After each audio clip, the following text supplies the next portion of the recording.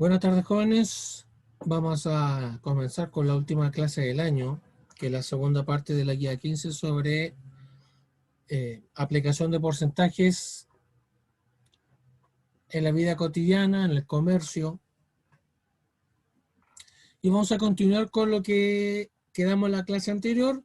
Vamos a hacer el ejercicio número 5. Dice, analicemos la siguiente situación y luego realizamos las siguientes actividades. Mario quiere comprar un automóvil por el que deberá pagar cuotas mensuales de 80.000 pesos durante 2 años. Su sueldo líquido, recordemos que el sueldo líquido, ya lo vamos a ver, es el sueldo que Mario recibe en la mano, ya aplicado los descuentos legales, y los gastos del mes los anotó en una siguiente hoja. Es decir, servicios básicos, celular, arriendo, almuerzos diarios, comida sábado y domingo, transporte, recreación y vestimenta.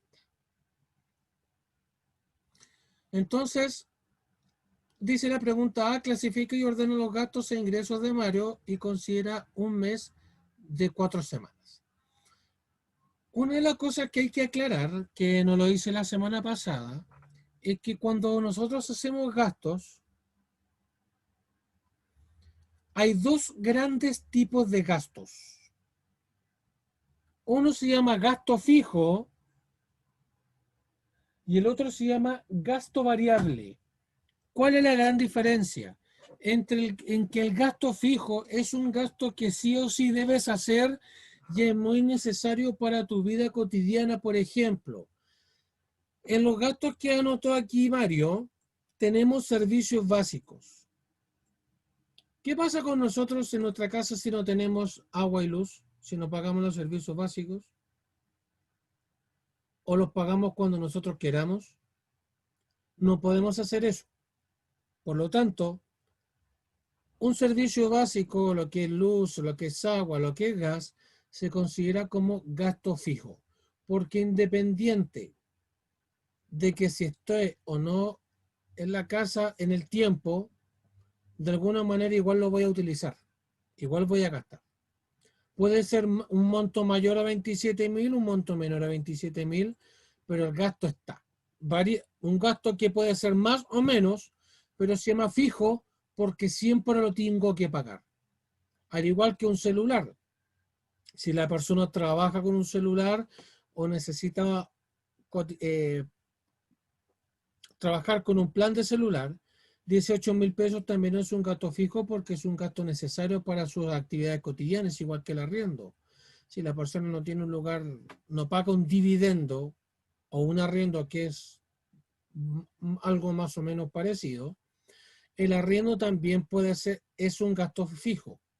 Siempre tiene que pagar los 180.000 pesos. Al igual que el almuerzo, que es un gasto fijo. Tiene que almorzar todos los días el trabajador. Aunque, dependiendo de cómo uno, eh, ¿cómo es la palabra correcta? Manipule o la rutina que uno tenga, a veces los servicios básicos pueden ser menores. Podemos buscar técnicas para ahorrar más gas, técnicas para ahorrar más agua, lavando con carga llena la lavadora, muchas formas. El celular muchas veces los planes son iguales. Gastemos poco, gastemos mucho, el cargo de celular es el mismo, al igual que el arriendo. Lo que es comida sábado y domingo, 3.500 pesos diarios porque la persona no trabaja, se hace su propio almuerzo. El transporte de lunes a viernes son 1.500 pesos diarios, también es un gasto fijo. Y aquí me quiero detener un poco en estos dos. Recreación y vestimenta, 15.000 pesos y 55.000 pesos. A diferencia de los otros gastos que tiene Mario, recreación y vestimenta se pueden considerar como un gasto variable, porque una persona puede vivir sin recrearse siquiera una vez por semana como lo hace Mario. quizás si no se recrea una semana, él puede ahorrar esa plata, esos 15.000. O en vez de gastar 60.000 pesos mensuales, porque es 15.000 pesos por 4, podría recrearse solamente 2 veces al mes. Entonces ya se estaría ahorrando 30.000 pesos. Al igual que en vestimenta, que es 55.000 pesos mensuales. Quizás Mario, en vez de ahorrar, gastar todo este dinero, lo puede gastar cuando haya liquidaciones o hayan precios más bajos en las tiendas. También es un buen método de ahorrar dinero. Entonces también consideramos que la recreación y vestimenta son gastos variables porque no son gastos indispensables de una familia o de una persona. ¿Son importantes? Sí, pero a diferencia de los gastos anteriores, uno ve cuánto gasta. Entonces, como aquí la pregunta, cuando hagas la guía, ¿cuáles son los gastos más cercanos a tu realidad personal? Hay gastos que se pueden añadir a que sean importantes. Por ejemplo, las que son madres pueden considerar un gasto fijo el gasto en pañales o el gasto en ropa de ellos, de los niños, por dar un ejemplo. Eso es un gasto fijo, porque si o si el niño necesita pañales. ¿Ya? Entonces ahora vamos a hablar un poco del costo de la vida y también vamos a ver el último tema, que es remuneraciones y descuentos legales. Ustedes se han preguntado por qué a lo largo del tiempo las cosas suben de precio. ¿Por qué, por ejemplo, en esta pandemia los huevos, la bandeja de huevos antes valía 3.500, 3.600 pesos a principios de año y ahora cuesta 1.000 pesos más, que no es un cambio menor, un cambio bastante brusco en el precio? ¿O por qué la ropa está un poco más cara? ¿Por qué hay menos liquidaciones? ¿O por qué, por ejemplo, ciertos productos que ustedes compran en forma rutinaria ahora están más caros? Eso es lo que se llama el costo de la vida. Cuando uno compra cosas y se ve con esta sorpresa, cuando uno va madurando en la vida, va aprendiendo de que cada vez las cosas son más caras. Cuando yo estudiaba en el liceo, todas las cosas valían 100 pesos. El Super 8 vale 100 pesos, las papas fritas que ahora valen 600, antes valían 100 pesos, los Incat valían 100 pesos, casi todos los helados valían 100 pesos, las galletas negritas valían 100 pesos, todo valía 100 pesos. Pero ¿por qué en vez de ahora valer 100 pesos algunos productos valen 250, 300 pesos, ahora valen 600?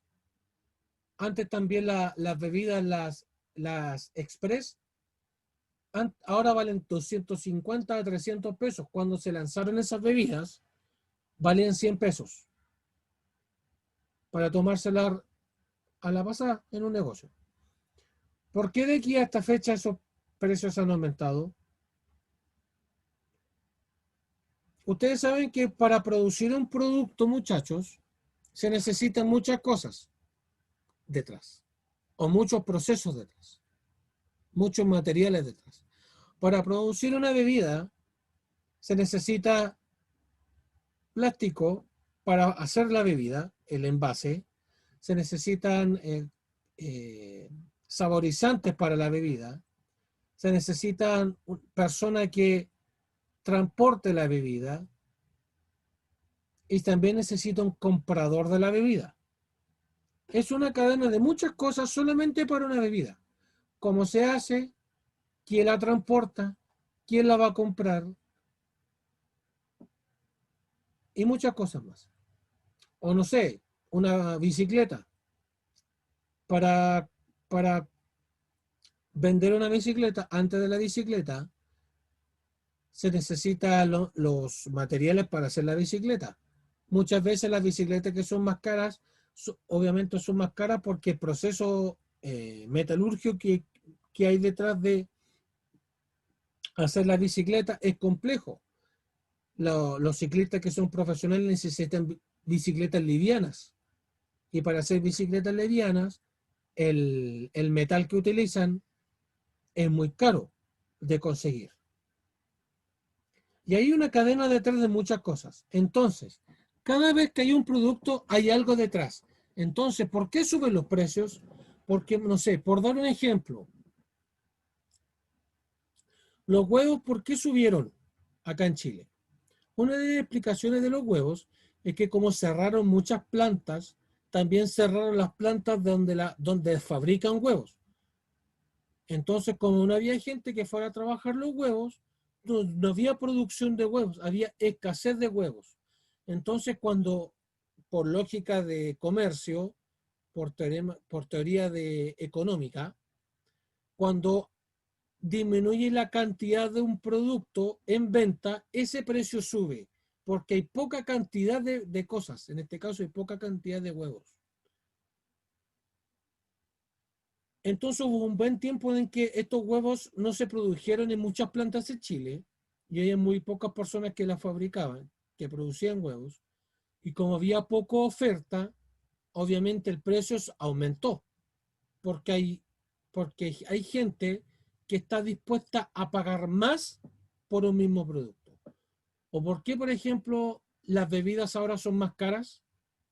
Son más caras, una, porque los saborizantes que hay para las bebidas subieron de precio. Cuesta más producirlas. Los químicos que se utilizan es más costoso producirlos. Pero además tiene que ver con los impuestos que en los últimos años el Estado de Chile ha impuesto a las bebidas carbonatadas.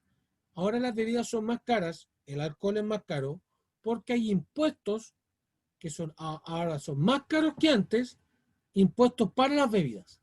Entonces hay muchas cosas que influyen en lo que es el aumento en el costo de la vida. El costo, por ejemplo, no sé, lo más típico es el aumento del costo de las frutas o de las verduras.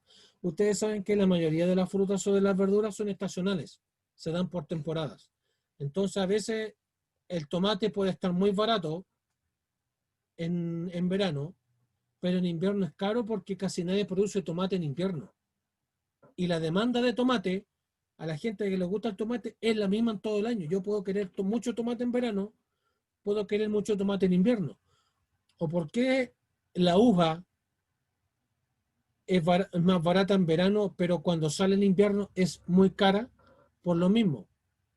O cuando recién aparece la fruta, porque como hay poca fruta y hay mucha gente dispuesta a pagar por esa fruta, el precio sube. Todo lo que es la sequía, las guerras, los terremotos, los sismos, las crisis económicas de los países, todo eso tiene que influye mucho en los precios de las cosas. No solamente lo que producimos en Chile, sino también lo que se produce en el extranjero.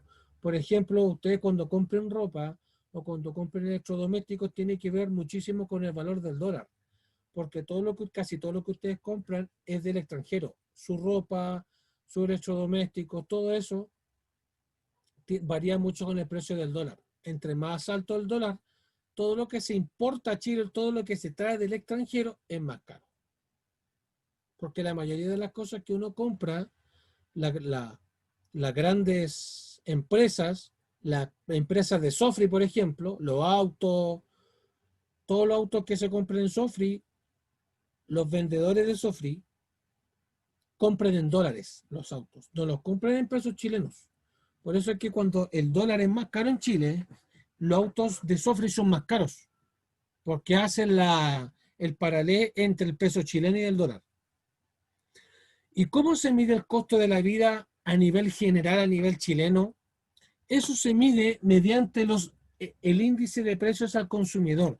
Ese índice de precios al consumidor, que quizás muchas veces lo han escuchado en la tele, mide cuánto ha aumentado el costo de la vida.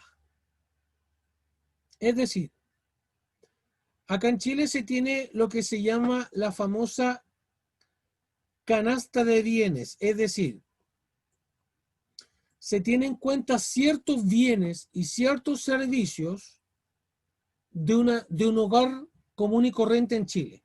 Por ejemplo, el costo del internet de una casa, el costo del agua, de la luz, puede variar de una región a otra. O también el costo de la comida. El costo de las frutas puede variar de una zona a otra. Acá en el norte de Chile la fruta es barata porque se produce en el interior de Iquique. Pero acá la fruta es carísima respecto a otros lugares. Es muy cara la fruta acá, especialmente la manzana, la pera, la uva. Acá en Iquique es muy cara, porque no se produce acá en Iquique, se produce en el sur, que es mucho más barata la fruta. Entonces, ¿cómo estimar ese aumento de las cosas? Se mide con IPC. O sea, por ejemplo, el IPC este mes fue de un 0,7% mensual. Por ciento. Es decir, todo lo que nosotros usamos, toda la canasta de bienes y de comida que nosotros usamos, el internet, el agua, la luz, la comida y de la feria, el supermercado, la benzina del auto, el pasaje de micro, todo eso a nivel global aumentó en un 0,7% o puede aumentar anualmente en un 3%.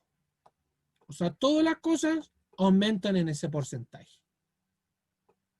Cada país es variable. Se han preguntado por qué en Venezuela tienes que comprar con muchos billetes algo que es tan simple para nosotros como un trozo de carne, con más o menos como con 40 billetes venezolanos, tienes que comprar un trozo de carne o una bebida.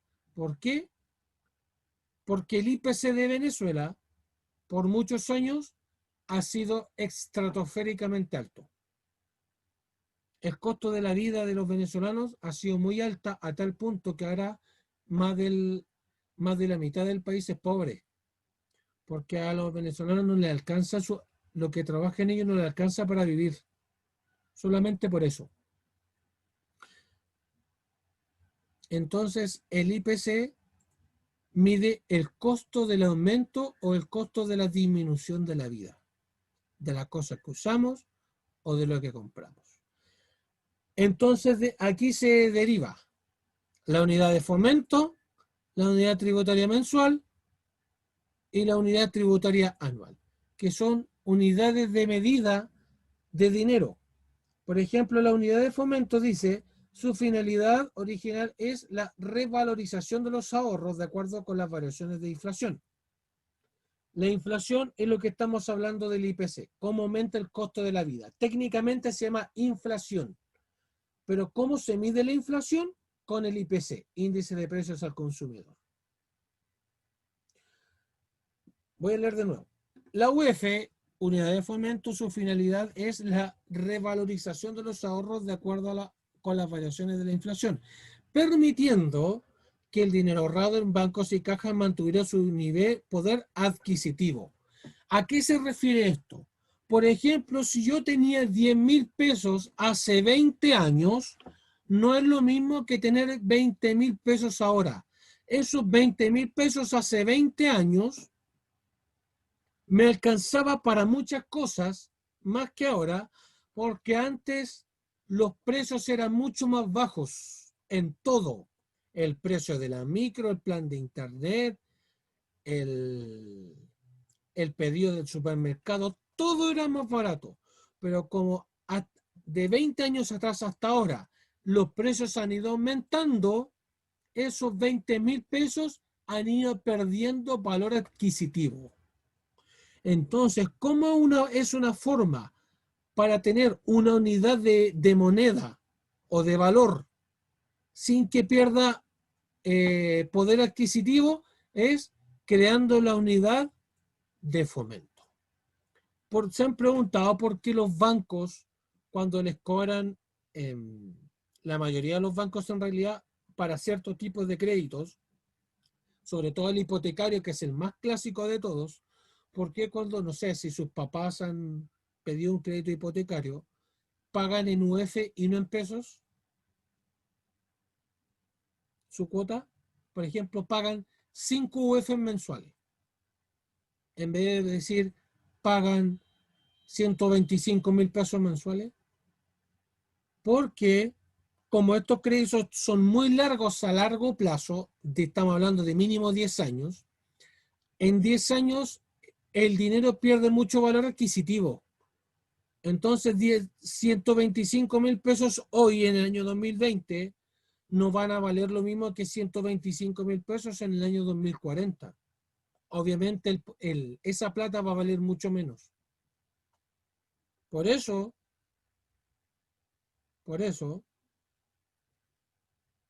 que los bancos cobran en UF, para que no pierda el nivel adquisitivo. Entonces, por ejemplo, si en UF, 5 UFs, supongamos que son 125.000 pesos en UF, en 20 años más va a seguir pagando 5 UF, pero no va a estar pagando 125.000 pesos. Va a estar pagando mucho más en 20 años. Esas 5 UF ya no van a valer 125.000 pesos, van a valer mucho más, podría valer 160, 180.000 pesos en 20 años más, o quizás más, nadie lo sabe. Pero para que la plata que le llega al banco no pierda poder adquisitivo, las personas pagan en UF, es decir, se le aplica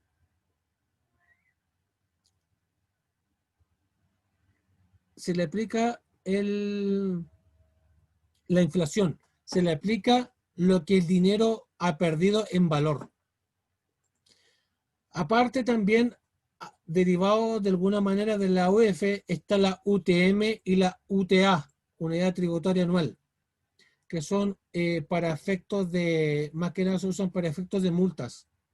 Por ejemplo, si alguien no se choca a un poste y te pillan, tú no pagas 50.000 pesos o 1.000.000 de pesos, pagas 3 UTM, 8 Unidad Tributaria Anual. Eso se paga acá en Chile. No se paga en pesos, se paga en unidades de fomento, UTM o UTA. Y vamos a ir a la última parte de la guía que se llama Remuneraciones y Descuentos Legales, que aparece entre las páginas 119 a 121. Y vamos a definir a los tipos de trabajadores a grandes rasgos que hay en Chile. Los trabajadores independientes, como dice acá la guía, es aquel en que su remuneración depende directamente de lo que él haga o del servicio producido, sin que exista entre ellos ninguna relación de dependencia que caracteriza al mundo laboral asalariado. En Chile, los trabajadores independientes cobran sus remuneraciones a partir de las boletas de horarios. Este tipo de trabajadores, por lo general, no son muy comunes en Chile, pero sí es un tipo de contrato o de asociación entre empleador y empleado. Porque el trabajador independiente, cuando se pagan boletas de honorarios, es, por ejemplo, cuando una persona le entrega un servicio a otro. Por ejemplo, revisar las cuentas del mes de agosto. Una persona externa.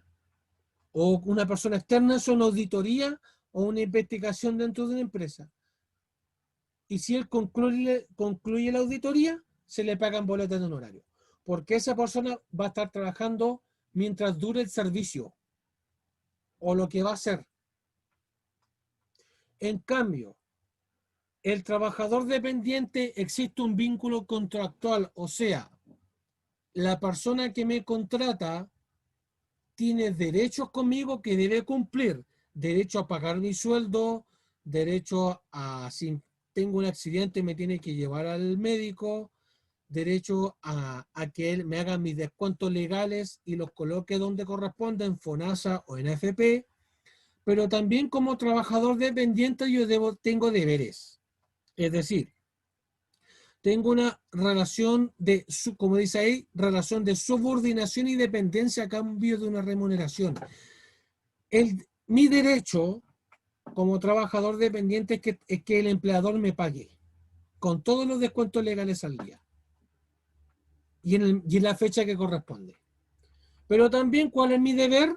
Trabajar según los requerimientos que tenga esta persona o que tenga la empresa.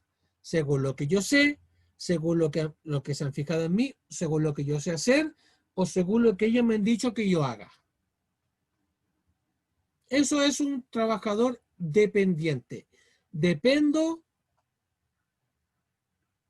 de una persona y ese vínculo entre mi jefe y yo, o entre la empresa y uno, se establece mediante un contrato de trabajo, el cual puede durar un cierto tiempo o puede durar en forma indefinida, es decir, no tiene fecha de término.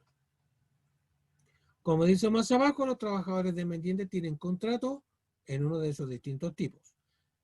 Mientras que los trabajadores independientes tienen contrato solo por la prestación de un servicio dentro de un tiempo determinado o alguna labor en específico dentro de un tiempo. Obviamente, bueno, no sé si ustedes conocen esto porque muchos de ustedes están recién entrando en el mundo laboral, siempre va a ser más conveniente ser trabajador dependiente. ¿Por qué? Porque el trabajador dependiente, uno, debe contratarte, debe tener una obligación de dependencia contigo. Y aparte que a ti cuando te pagan el sueldo, te deben hacer descuentos legales que aparecen acá. Es decir, vamos a estar hablando ahora del sueldo que pagan a uno. Hay dos tipos de sueldos en Chile, que es el sueldo bruto, que es el sueldo total que te pagan a ti, incluyendo FONASA, AFP, descuento por seguro de cesantía y impuesto a la renta en algunos casos. Son todos. Entonces, el sueldo bruto, por ejemplo, si tú ganas 1.000.000 de pesos bruto, en ese 1.000.000 de pesos deben descontarte un 7% de FONASA. O sea, ya no estás ganando 1.000.000 líquido. Líquido, el sueldo líquido es el sueldo que tú recibes en la mano. Ese es el sueldo líquido. Por lo tanto, te descuentan del 1.000.000 de pesos, te descuentan 7.000 pesos por fondo de salud.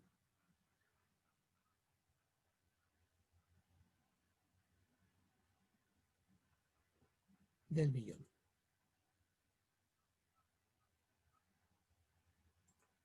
Perdón. No te descuentan 7.000 pesos. Te descuentan el 7% de 1.000.000. 1.000.000, 100.000, 10.000. Sí, 7.000 pesos, está bien. Te descuentan un 10% de AFP. O sea, del 1.000.000 de pesos te descuentan un 10%. Te descuentan, perdón, ahora sí. De FONASA del 1.000.000 de pesos te descuentan 70.000 pesos, que es el 7% de 1.000.000. Te descuentan un 10% de AFP, o sea, de ese 1.000.000 de pesos, te descuentan 100.000 pesos para AFP. Y aparte la comisión, que es aparte. O sea, ya es más de un 10%, es como un 12 más o menos. Porque esa comisión es dependiendo de la AFP en que tú elijas. Te descuentan un 0,6%, o sea, te descuentan 60.000, 6.000 pesos de ese 1.000.000 por seguro de cesantía, y cuando los sueldos son más altos, hay ciertas personas que también tienen que pagar un impuesto a la renta, o sea, un impuesto según la cantidad que tú ganes. Entre tú más ganas, más porcentaje es el impuesto. Esos son los cuatro grandes descuentos obligatorios.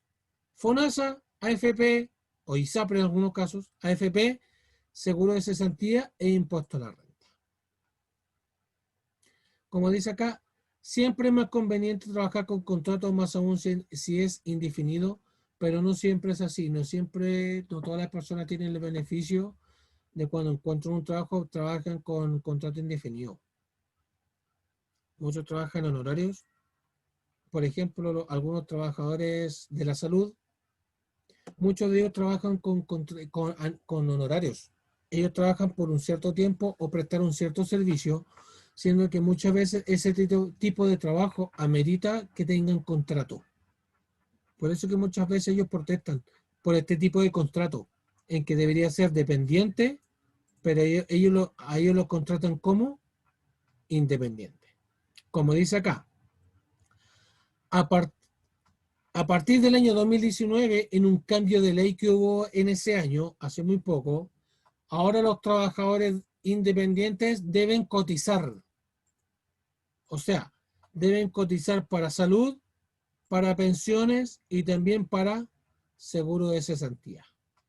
También deben destinar el 10% que deben ellos pagar al servicio de puestos internos, porque ahora los trabajadores independientes, del monto bruto que ellos reciben, por ejemplo, del $1.000.000, ellos deben tributar el 10, o sea, el sueldo que yo recibo en mano es de $900.000. Ustedes dirán, claro, el sueldo que yo recibo por trabajador independiente es más alto que el que recibo como trabajador dependiente. Como dependiente estaría recibiendo aproximadamente $805.000 y acá como trabajador independiente 900. Pero la diferencia es que cuando hay un trabajador dependiente, el contrato te da muchas más facultades y facilidades de trabajar. Tienes más posibilidades de seguir trabajando en la empresa en el tiempo. Porque tú cuando, por ejemplo acá, cuando eres trabajador dependiente y cuando te despiden, tienen que pagarte una indemnización. En cambio, cuando hay trabajador independiente, cuando se termina el periodo de trabajo, no te pagan absolutamente nada. Por eso que, a pesar que, para este ejemplo, gana más el trabajador independiente en el $1.000.000, aquí gana 900 del millón bruto, pero siempre va a ser más conveniente trabajar en forma dependiente, tener un contrato. Y ahora lo último que vamos a ver en la clase es leer una liquidación, una liquidación de sueldo o liquidación de remuneraciones. Les recomiendo, muchachos, que ustedes sepan bien interpretar una liquidación de sueldo. Porque, por ejemplo, yo dije acá que la FP te descuenta el 10%, pero ¿por qué aquí dice 10,77 de descuento de FONASA? Porque la AFP te está aplicando un 0,77% de comisión. O sea, el hecho de que la plata que tú tienes en la AFP te la administra la AFP de buena manera o de mala manera, como ha estado en boca de todo el último tiempo, la AFP te cobran una comisión, que es 0,77%. Entonces, ¿qué son los saberes? Es la plata que tú recibes, las entradas de plata que recibes por trabajar 30 días, como acá Javier Muñoz, ayudante de carpintero. Recibió $500.000 y $114.000 de gratificación. Pero también él recibe los descuentos legales, que es un 10,77% de los 614.000, que son 60 y algo, 61, y además le hacen un descuento de un 7% de FONASA, que son $42.000. Y aparte el seguro de cesantía, que es al 0,6%. Como el sueldo de esta persona no es tan alto, no le aplican el impuesto a la renta. Pero si esta persona, en vez de ganar $614.000 líquidos, ganara sobre $1.000.000, ahí sí le aplican este descuento. Entonces, muchachos, ¿qué les recomiendo yo? sepan interpretar, como está ahí en forma resumida, interpretar las liquidaciones de sueldo, porque ustedes van a saber de antemano cuánto van a ganar de plata, cuánto van a recibir de plata en el bolsillo. En algunas empresas, por X cosas, a veces estos descuentos son más grandes, estos que están acá. Están mal calculados los porcentajes. Por eso deben tener cuidado, chiquillos. Tengan cuidado con el cálculo de porcentajes. Siempre háganlo ustedes mismos cuando le entreguen la liquidación de sueldo. Como algunos de ustedes están trabajando con contrato, revisen eso. ¿Ya?